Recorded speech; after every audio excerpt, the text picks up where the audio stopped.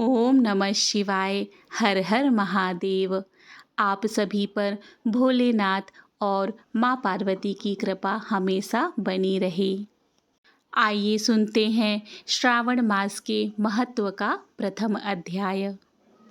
शौनक ऋषि ने सूत जी से कहा, हे सूत, हे सूत, हे महाभाग, हे व्यास शिष्य, हे अकल्मष, आपके मुख कमल से अनेक आख्यानों को सुनते हुए हम लोगों की तृप्ति नहीं होती है, अपितु बार बार सुनने की इच्छा बढ़ती जा रही है।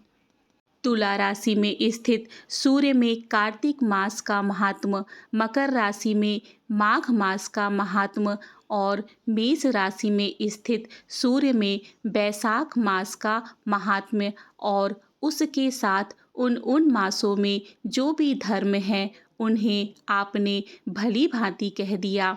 यदि आपके मन में इनसे भी अधिक कोई महिमामय महीना हो तथा भगवत प्रिय कोई धर्म हो तो आप उसे अवश्य हमसे कहिए। तब सूत जी बोले, हे मुनियों, आप सभी लोग सुने। मैं आप लोगों के वाक्य गौरव से अत्यंत संतुष्ट हूँ। आप लोगों के समक्ष मेरे लिए कुछ गोपनीय नहीं है। दंभ रहित होना, आस्तिकता, सठता का परित्याग, उत्तम भक्ति, सुनने की इच्छा, विनम्रता, ब्राह्मणों के प्रति भक्ति, परायणता, सुशीलता, मन की स्थिरता, पवित्रता, तपस्विता और अनसूया, ये श्रोता के 12 गुण बताए गए हैं।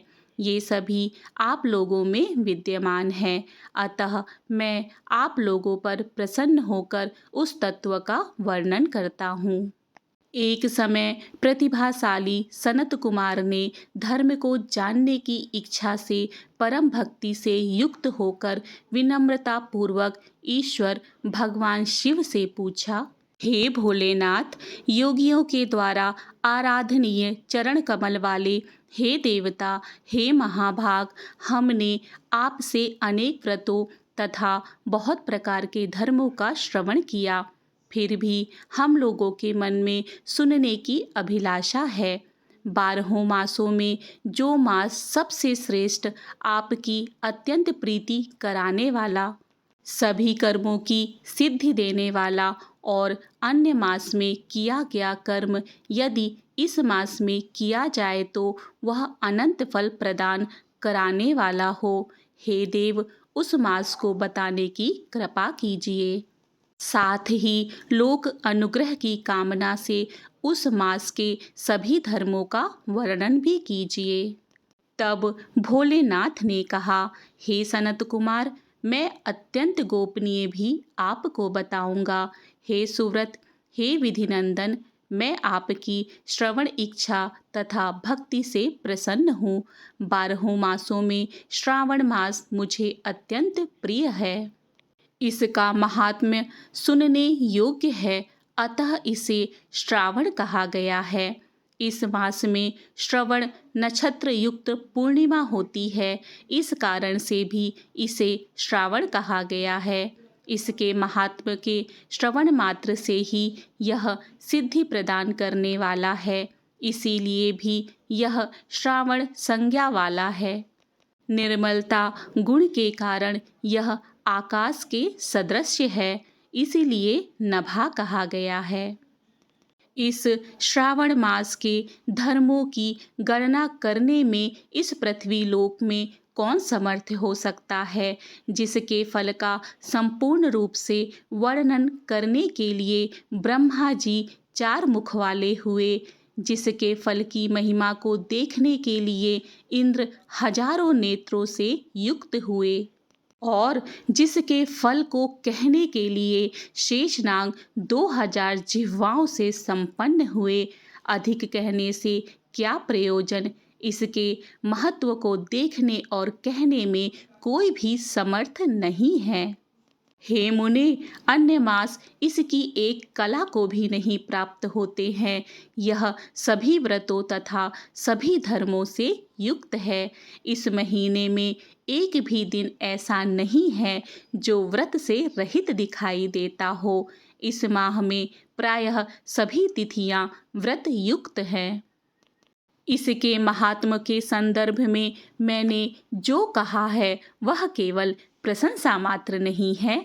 आर्तों, जिज्ञासुओं, भक्तों, अर्थ की कामना करने वाले, मोक्ष की अभिलाषा रखने वाले और अपने अपने अभीष्ट की आकांक्षा रखने वाले चारों प्रकार के लोगों, ब्रह्मचर्य, गृहस्थ, वानप्रस्थ, संन्यास आश्रम वाले को इस श्रावण मास में व्रत अनुष्ठान करना चाहिए। तब सनत कुमार बोले, हे भगवन, हे सत्तम, आपने जो कहा कि इस मास में सभी दिन एवं तिथियां व्रत रहित नहीं होती हैं, तो आप मुझे बताएं कि किस तिथि में और किस दिन में कौन सा व्रत होता है, उस व्रत का अधिकारी कौन है, उस व्रत का क्या फल होता है, किस किसने उस व्रत को किया, उनके उद्यापन की विधि क्या है, प्रधान पूजन कहाँ हो और जागरण करने की क्या विधि है, उसका देवता कौन है, उस देवता की पूजा कहाँ होनी चाहिए, पूजन सामग्री क्या क्या होनी चाहिए और किस व्रत का कौन सा समय होना चाहिए। हे प्रभु, वह सब आप मुझे बताएं। ये महीना आपको क्यों प्रिय है, किस कारण यह पवित्र है, इस मास में भगवान का कौन सा अवतार हुआ, यह सभी मासों में श्रेष्ठ कैसे हुआ और इस मास में कौन कौन से धर्म अनुष्ठान के योग्य हैं। हे प्रभु, ये सब बताएं। आपके समक्ष मुझ अज्ञानी का प्रश्न करने में कितना ज्ञान हो सकता है, अतः आप संपूर्ण रूप से बताएं। हे कृपालु, मेरे पूछने के अतिरिक्त भी जो जो शेष रह गया है उसे भी लोगों के उद्धार के लिए कृपा करके बताएं। रविवार, सोमवार, भौमवार, बुधवार, बृहस्पतिवार, शुक्रवार और शनिवार के दिन जो करना चाहिए, हे विभो, वह सब मुझे बताएं। आप सबके आदि में आविर्भूत हुए हैं, अतः आपको आदिदेव कहा गया है। जैसे एक की विधि बाधा से अन्य की विधि बाधा होती है, वैसे ही अन्य देवताओं के अल्प देवत्व के कारण आपको महादेव माना गया है। तीनों देवताओं के निवास स्थान पीपल वृक्ष में सबसे ऊपर आपकी स्थिति है। कल्याण रूप होने के कारण आप शिव हैं और पाप समूह को हरने के कारण आप हर हैं। आपके आदिदेव होने में आपका शुक्ल वर्ण प्रमाण है, क्योंकि प्रकृति में शुक्ल वर्ण ही प्रधान है, अन्य वर्ण विकृत हैं। आप कर्पूर के समान गौर वर्ण के हैं, अतः आप आदिदेव हैं। गणपति के अधिष्ठान रूप 4 दल वाले मूलाधार नामक चक्र से, ब्रह्मा जी के अधिष्ठान रूप 6 दल वाले स्वाधिष्ठान नामक चक्र से और विष्णु के अधिष्ठान रूप 10 दल वाले मणिपुर नामक चक्र से भी ऊपर आपके अधिष्ठित होने के कारण आप ब्रह्मा तथा विष्णु के ऊपर स्थित हैं। यह आपकी प्रधानता को व्यक्त करता है। हे देवाधिदेव, एकमात्र आपकी ही पूजा से पंचायतन पूजा हो जाती है, जो कि दूसरे देवता की पूजा से किसी भी तरह संभव नहीं है। आप स्वयं शिव हैं। आपकी बाईं जांघ पर शक्ति स्वरूपा दुर्गा हैं, दाहिनी जांघ पर गणपति, आपके नेत्र में सूर्य तथा हृदय में भक्तराज भगवान श्री हरि विराजमान हैं। अन्न के ब्रह्मा रूप होने तथा रास के विष्णु रूप होने और आपके उसका भोक्ता होने के कारण, हे ईशान, आपके श्रेष्ठत्व में किसे संदेह हो सकता है। सबको विरक्ति की शिक्षा देने हेतु आप शमशान में तथा पर्वत पर निवास करते हैं।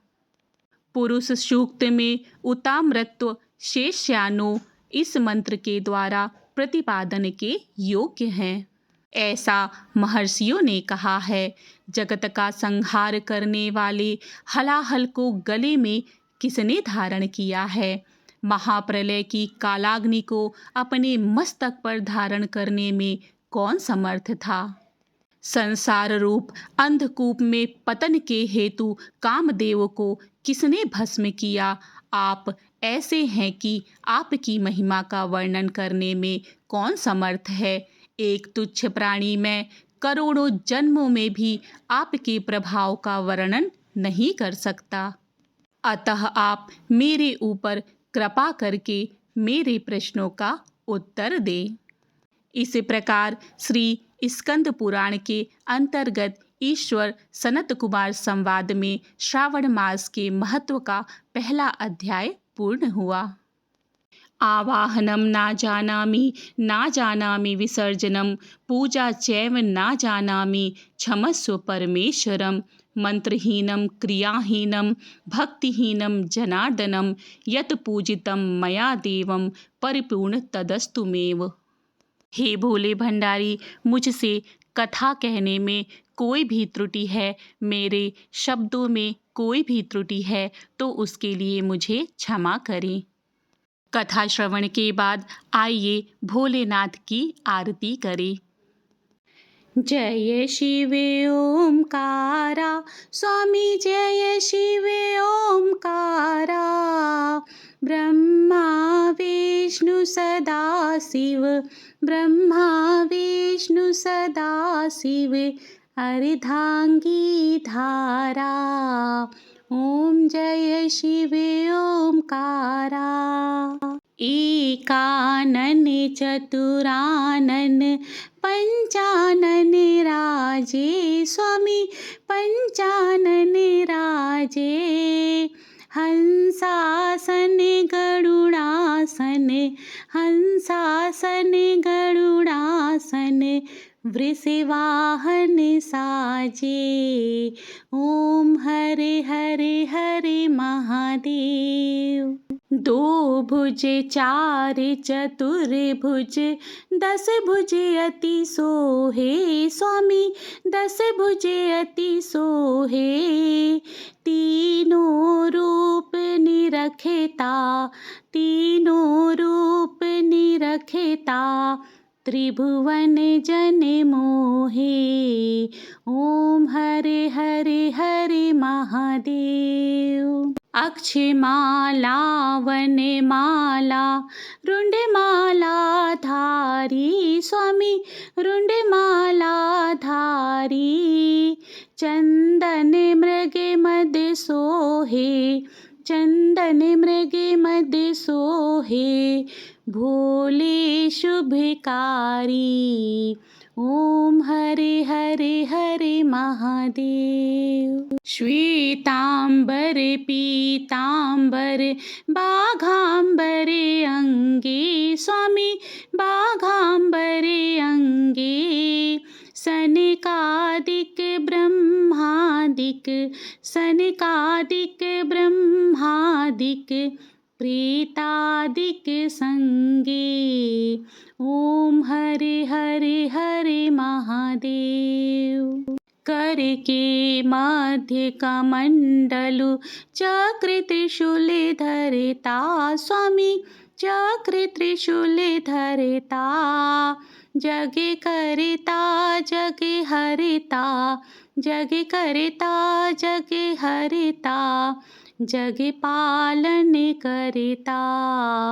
ओम हरे हरे हरे महादेव। ब्रह्मा विष्णु सदा शिव, जानते अविवेका स्वामी, जानते अविवेका। प्रणवाक्षर के मध्य, प्रणवाक्षर के मध्य, ये तीनों एका। ओम हरे हरे हरे महादेव।